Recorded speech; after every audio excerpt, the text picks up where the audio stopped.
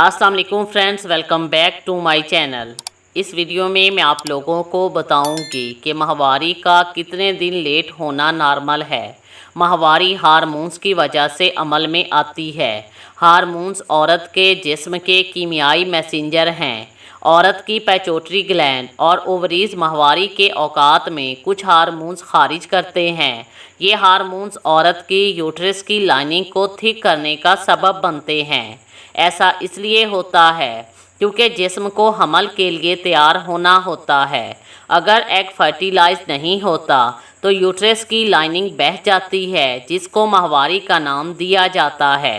Menstrual cycle एक इस्तिलाह है जो एक औरत के जिस्म में पेश आने वाली माहवारी की तरतीब को बयान करती है, क्योंकि हर महीने जिस्म हमल के इम्कान के लिए तैयार होता है। औरत की मेंस्ट्रुअल साइकिल उसकी माहवारी के पहले दिन से अगली माहवारी के पहले दिन तक काउंट होती है। हर औरत की साइकिल मुख्तलिफ हो सकती है, लेकिन प्रोसेस सेम होता है। मेंस्ट्रुअल साइकिल की एवरेज लेंथ 28 दिन होती है, ताहम एक साइकिल की लेंथ 21 से 35 दिन तक हो सकती है, जो नॉर्मल कंसीडर की जाती है।